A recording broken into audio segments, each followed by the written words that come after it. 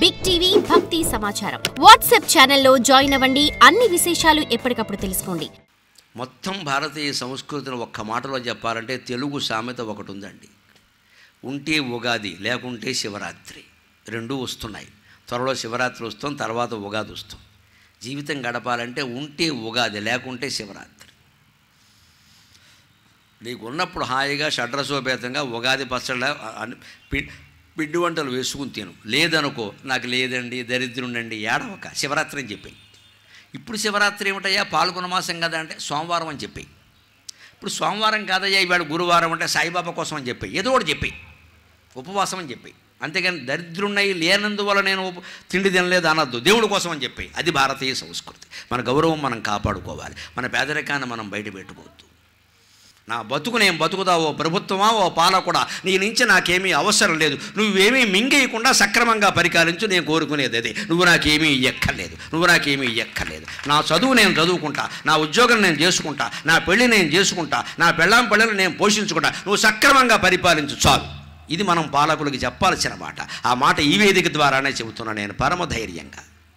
వీళ్ళు సరిగ్గా పరిపాలిస్తే చాలు. వీళ్ళు అవినీతికి పాల్పడకుండా ఉంటే మనకి ఏమీ ఎక్కలేదు. వీళ్ళు మనం బతకగలం, మనం సంపాదించుకోగలం, మనకు అన్నాలు పెట్టగల, బట్టలు కుట్టించగల, ఏ బీజాలు మనకి ఇవ్వగల. మన బతుకు మనం బతకగలం, మన జ్ఞానం మనకుంది, మన ధైర్యం మనకుంది. ఇంకొక మాట పెద్దవాళ్ళ కోసం నేను మళ్ళీ చెబుతున్నా, జాగ్రత్త కోసం కూడా చెబుతున్నా. జాగ్రత్త, పొదుపు అనేది భారతీయ సంస్కృతిలో సహజంగా నేర్పుతారండి చిన్నప్పటి నుంచి. అనవసరమైన వస్తువులు కొంటున్నాం ఇవాళ. షాపింగ్ అనేది ఒక హాబీ అయిపోయింది అంతమందికి.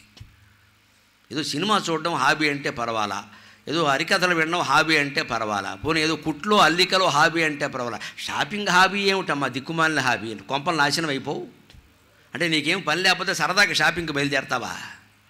అక్కడికి వెళ్ళి కార్డు గీకేయడమా, ఎంత పడితే అంత, తర్వాత ఏడుస్తూ కూర్చోవడమా అని.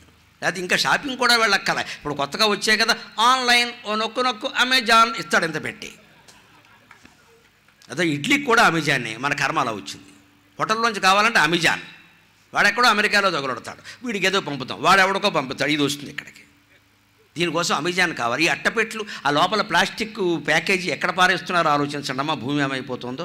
ఒక్క అమెజాన్ కొరియర్ ప్యాకెట్ మీరు తెప్పించారు అంటే పర్యావరణానికి ద్రోహం చేసినట్టే. నా మీద కేసు పెట్టినా మంచిదే, ప్లాస్టిక్ ప్యాకేజీ పెరిగిపోతుంది. కొరియర్లో ఎందుకు తెప్పించాలంటే మనం వీలైతే వెళ్ళి కొనుక్కుంటాం, లేకపోతే మానేస్తామమ్మా. ఇంటికి కొరియర్ రావడం ఏంటమ్మా, మనం కుంటి వాళ్ళమా, గుడ్డి వాళ్ళమా, ముష్టి వాళ్ళమా, సర్వావయవాలు పడిపోయాయా, మనకు కాళ్ళు లేవా? వీలైనప్పుడు పెడతామండి, లేకపోతే మానేస్తాం. కొరియర్లో ప్రతిదీ ఆన్లైన్ బుకింగ్ ఇంటికి వచ్చేస్తుంది. వస్తుందమ్మా, మృత్యువు కూడా ఇంటికి వస్తుంది, రోగం కూడా ఇంటికి వస్తుంది. యమధర్మరాజు దున్నపోతు కూడా ఇంటికి ప్రవేశిస్తుంది. మన గృహప్రవేశాలకు ఆవులు రావు, దున్నపోతు వస్తుంది, అది కూడా యమధర్మరాజు వస్తుంది. ఇవే తెప్పిస్తే నిత్యం ఇంటికి తెచ్చుకుందుకు అలవాటు పడ్డాక నీ మీద నీకు అదుపు ఉంటుందా? తల్లి తండ్రి, మా ఆడ మగ ఎవరైనా ఆలోచించండి. మా ఇంట్లో సహా నేను మొత్తం వ్యతిరేకించి, మా ఇంటికి కఠినమైన నిబంధన రావడానికి వీల్లేదు, నేనే విసిరేస్తా బయటికి. కొరియర్లో తెప్పించదు ఏది కూడా. అవసరమైతే బజార్కి వెడదాం, కొనుక్కుందాం. అవసరమైతే చెప్పండి, అవసరమైతేనే కొంటా, లేకపోతే లేదు, మొహమాటం లేదు. ఊరికే రావు డబ్బులు. ఇక్కడ చెప్తారు కదా ఒక ఆయన, లలిత జ్యువెలర్స్, డబ్బులు ఎవరికి ఊరికే రావు. మరి మనం అదే ఉండాలి. ఊరికే వస్తున్నాయండి, ఆన్లైన్లో ఎందుకు నొక్కుతారండి? ఆన్లైన్లో నొక్కడంలో ఉండే ప్రమాదం ఏమిటో ఆలోచించండి. మన మనసులో ఇప్పుడు నాకేదో ఒక కారు కొనుక్కోవాలని అనిపించింది, ఏదో కారు చూశాను, నాకు కొనుక్కోవాలని అనిపించింది అనుకోండి. అనిపించిన వెంటనే కొనేయచ్చు. ఆన్లైన్ అంటే అంతే కదా, వెంటనే బుక్ చేస్తే వచ్చేస్తుంది, 3 రోజుల్లో కారు ఇంటికి వచ్చేస్తుంది. కానీ నేను వెళ్ళాలి, ఓ షోరూమ్కి వెళ్ళాలి, సంప్రదించాలి, 4 షోరూములు తిరగాలి, ఏది మంచో చూసుకోవాలి, నా బడ్జెట్ ఎంతో చూసుకోవాలి, ఎంత పెట్టగలను, ఎంత అప్పు చేయాలి, ఇవన్నీ చూసుకోవాలంటే ఏమవుతుంది, ఓ 2 నెలలు వాయిదా పడుతుంది. ఈ 2 నెలల్లోగా నా కారు కొనుక్కోవాలనే వాంఛ నశించవచ్చు కదా. అది ఆలోచన వాయిదా. కోరిక పుట్టగానే కొనేయడం ఏమిటండి? కోరిక పుట్టగానే తపస్సు చేసామా? ఈ ప్రవచనం వినగానే మీలో చాలామందికి తపస్సు చేద్దాం, ధ్యానం చేద్దాం, అది వెంటనే చేయండి అమ్మా. దానికి అమెజాన్ అక్కర్లేదమ్మా, వెంటనే చేయొచ్చు. అది చెయ్యరండి. అవన్నీ మన వల్ల అవుతాయి ఏమిటి? గరికపాటి వారంటే ఏదో ఏం లేదమ్మా, మామూలుగానే పుట్టా, అది తోసేయడం. మమ్మల్ని అవతార పురుషులు చేసేసి మా కాళ్ళకి దండాలు పెట్టేసి దాని ద్వారా ఏమి రాదమ్మా, మాకేమైనా దుమ్ముంటే మీకు అంటుకుంటుంది, ఏం కుదరదు అక్కడ. నేను పెడుతుంటే ఎవరు పాదాభివందనాలు చేయకండి దయచేసి. ఈ మాత్రం నిరాడంబరంగా వైరాగ్యంతో నేను ఉండకపోతే నాకు ఈ వ్యాసపీఠం మీద కూర్చునే అర్హత లేదమ్మా. నా బాధ అది. ఈ అర్హత కోల్పోకూడదు. జీవితంలో ఏం కోల్పోయినా మంచిదే. బంధువుల్ని, బాంధవుల్ని, ధనకనక వస్తువాహనాలు సమస్తం కోల్పోయినా మంచిదే. భగవంతుడు ముందు నిలిచి చిత్తశుద్ధిగా ప్రార్థన చేయగలిగే అవకాశం కోల్పోకూడదండి. అది ఒక్కటి ఉండాలి. అమ్మవారి దగ్గరికి చెయ్యెత్తగానే ఏం చేసావురా వెధవా అని ఫోటోలోంచి ఆవిడ ప్రశ్నించకూడదండి నన్ను. ఆ నిజాయితీ ఉండాలి. నువ్వు ఎలా బతుకుతున్నావో ఏం చెబుతున్నావో నన్ను ప్రశ్నిస్తే నా పని అయిపోయినట్టే కదా. అమ్మవారు అనుకో, ఫోటో కాదండి అమ్మవారే ఆవిడ. చిత్తశుద్ధిగా అమ్మ నేను నిజాయితీగా బతుకుతున్నానమ్మా, నన్ను నా కుటుంబాన్ని నా బిడ్డల్ని కాపాడడం నీది బాధ్యత అంటే కాపాడుతోందండి. నాకు 62 ఏళ్ల వయసు, ఆవిడే కాపాడింది. లేకపోతే మనం అవడమండి. భగవంతుడు దయలేకపోతే ఇవన్నీ నడుస్తాయా? ఇంత ధైర్యంగా మాట్లాడుతున్నారు. ఎవరినంటే మీకు రక్షణ అంటే అమ్మవారు రక్షణమ్మ, మొహమాటం ఏం లే. అందులో తేడా వస్తే ఆవిడ చూసుకుంటుంది. భగవంతుడిని మించిన శక్తి ఉంది ఆ లోకంలో. దీనికి కారణం సంతృప్తి. ఉంటే ఉగాది, లేకుంటే శివరాత్రి. ఉంది, హాయిగా కొనుక్కోండి అమ్మ, తినండి, భోగాలు అనుభవించండి, కార్లు వైభవాలన్నీ కొనుక్కోండి, ఏం పర్వాలేదు. లేనప్పుడు కొనొద్దు, అప్పు చేసి కొనొద్దు. ఇవాళ ప్రతిదానికి అప్పే. EMI equal monthly instalment. EMI అంటే ఎవ్రీ మంత్ తద్దినం, మాసికం అంటారు దాన్ని. మాసికాలు పోయిన సంవత్సరమే పెడతారు. ఈఎంఐలు జీవితం అంతా పెడుతున్నాం మనం. ప్రతి నెల తద్దినం పెట్టిన తర్వాత ఇంట్లో ఏముంటాయండి? ఇంకా ప్రతి నెల జీతం రాగానే 50,000 60,000 రాగానే 40,000 అప్పులకు పోయాక మిగిలింది 20. మళ్ళీ దరిద్రం మొదలెక్కడ. అవి ఈ వస్తువులన్నీ కొనకుండా ఉంటే 50 మిగిలింది ఇంట్లో. 50,000తో హైదరాబాద్లోనే గర్వంగా బతకచ్చండి. ఇక్కడ బతకడానికే గడిపించి పర్వాలేదు. మనకి అనవసరపు వస్తువులన్నీ కొందెచ్చుకోవడం వల్ల, ఈ అమెజాన్ కొరియర్లన్నీ పడడం వల్ల, ఆన్లైన్ షాపింగ్ల వల్లే మనం దరిద్రం అవుతున్నాం, అప్పుల పాలవుతున్నాం. అది మానుకోవలసింది. ఉంటే ఉగాది, లేకుంటే శివరాత్రి. లేదనుకోండి మానేది, ఇంటికి కింద కూర్చుందాం, ఏం పర్వాలా, చాప మీద పడుకుందాం. భార్యాభర్త అనురాగంతో ఉండడం ముఖ్యం, కానీ చాప హంసతూలిక తల్పమా అనేది పెద్ద విషయం కాదు. ఇంకొక మాట చివరిగా చెప్పి నేను సెలవు తీసుకుంటా. ఏ మాటతో మొదలుపెట్టానో ఆ మాటతో ముగిస్తా. అంతిమంగా భారతీయ సంస్కృతి సంప్రదాయం ఏమిటంటే, పుట్టినప్పుడు నవ్వచ్చు, పోయినప్పుడు ఏడవచ్చు. కానీ జరుగుతున్న పరిణామం గమనించండి. సంస్కృతిలో సూక్ష్మం. బిడ్డ పుడితే మనం నవ్వుతాం, కానీ వాడు ఏడుస్తాడమ్మా. ఆశ్చర్యం కదా. వాడు ఏడుస్తాడు. ఎవరైనా పోతే మనం ఏడుస్తాం, కానీ పోయిన జీవి ఏం చేస్తాడో తెలియదు. కానీ గరుడ పురాణం సహా సమస్త శాస్త్రాల్లో చెప్పింది ఏమిటంటే, కాస్త యాతన పడతాడు ప్రాణం పోతుంటే, కానీ పైకి వెళ్ళిపోయిన తర్వాత ఎంత హాయిగా ఉందిరా ఈ శరీరం వదిలిపోయింది అనుకుంటాడు. ఈ మొత్తం బంధాలు, బాధ్యతలు, బరువులు, లేకపోతే ఉద్యోగాలు, వ్యాపారాలు మొత్తం వదిలిపోయేలా దేవుడు ఒక్కడు పెట్టేశాడు. ఒక్క బటన్ నొక్కాడు ఆన్లైన్లో, మృత్యువని పోయింది, గొడవలేదు. అలా జీవి ఆనందిస్తాటండి ఖచ్చితంగా. అంటే సరిగ్గా ఏం జరుగుతుందో చూడండి. పుట్టినప్పుడు బిడ్డ ఏడుస్తున్నాడు, మనం నవ్వుతున్నాం. పోయినప్పుడు చుట్టుపక్కల వాళ్ళు ఏడుస్తున్నారు. అందులో కొంతమంది నవ్వేవాళ్ళు కూడా ఉండొచ్చునండి. పక్కకి వెళ్ళి నవ్వుతారు, పోయాడు మా బాగాని. ఈ నవ్వులు చెప్పలేము మనం ఇక్కడ. ఏడుపులు కూడా నాటకం చెప్పడానికి వీల్లేదు. పోయినప్పుడు చుట్టుపక్కల వాళ్ళు ఏడుస్తారు, మనం నవ్వుతూ వెళ్ళిపోవాలండి.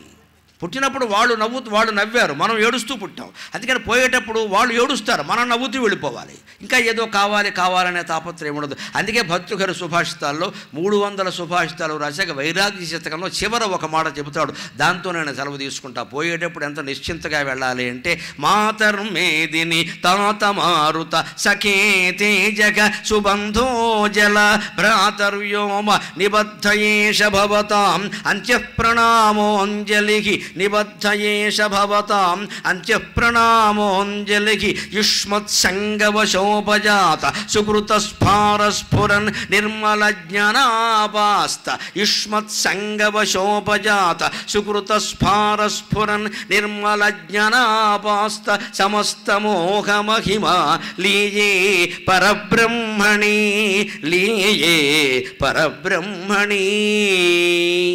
ఇంత నిశ్చింతగా వెళ్ళిపోవాలి. భర్తృహరి సుభాషితాల్లో 300వ శ్లోకంలో చిట్ట చివర అట్ట మీద ఉండే శ్లోకంలో చెబుతాడు ఆ మహానుభావుడు. పోయేటప్పుడు మనిషి ఎంత నిశ్చింతగా ఉండాలంటే, మాతర్మేదిని ఓ భూమాత నువ్వు నాకు తల్లివి, తాత మారుత ఓ వాయువా నువ్వు నాకు తండ్రివి, సఖేతి జగ ఓ అగ్ని నువ్వు నాకు మిత్రుడివి, సుబంధో జల ఓ నీరా ఓ జలమా నువ్వు నాకు బంధువువి,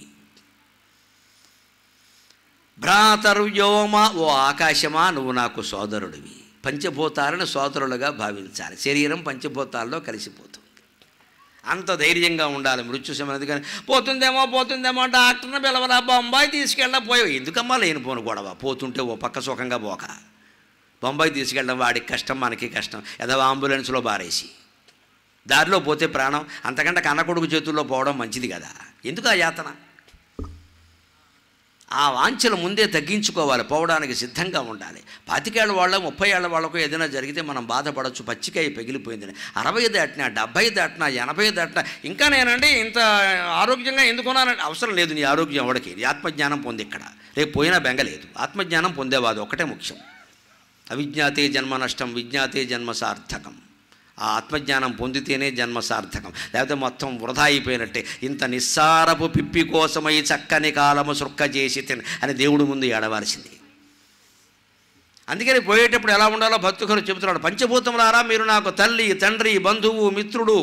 అందుకని మీలో కలిసిపోతున్నా. నిబద్ధయేష భవతాం అంత్యప్రణామోంజలి. ఇదే మీకు చివరి నమస్కారం. పంచభూతాలకి నమస్కారం, ఎవరికి కాదు, మీకు చివరి నమస్కారం. ఎందుకని? కృతజ్ఞత కోసం. ఏమిటా కృతజ్ఞత?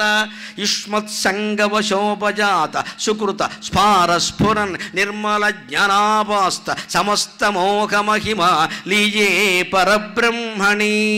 మీ సాంగత్యం వల్ల ఈ శరీరం ఏర్పడింది. ఈ శరీరం ఏర్పడడం వల్ల ఇందులో జీవుడు ప్రవేశించాడు. జీవుడు మనస్సులో, బుద్ధిలో తన కాంతిని ప్రసరింపజేయడం వల్ల ఇవన్నీ పనిచేసి, ఆ మనస్సు కారణంగా, ఆ బుద్ధి కారణంగా నేను శాస్త్రాలు చదవగలిగాను, శాస్త్రాల ప్రవచనాలు వినగలిగాను. విన్న కారణంగా జ్ఞానం పొందాను. ఆ పొందినటువంటి పరబ్రహ్మ జ్ఞానంతో ఆ పరబ్రహ్మలో లీనమైపోవడానికి సిద్ధంగా ఉన్నా. ఇది చివరి ప్రార్థన.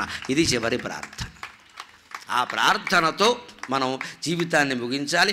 ఆ ప్రార్థనతోనే మనం ఉపన్యాసాన్ని కూడా ముగిస్తూ ఉన్నాం. స్వస్తి ప్రజాభ్య పరిపాలయంతాం న్యాయ్యేణ మార్గేణ మహిం మహిషా గోబ్రాహ్మణేభ్య శుభమస్తు నిత్యం. లోకాః సమస్తాః సుఖినో భవంతు. లోకాః సమస్తాః సుఖినో భవంతు. లోకాః సమస్తాః సుఖినో భవంతు.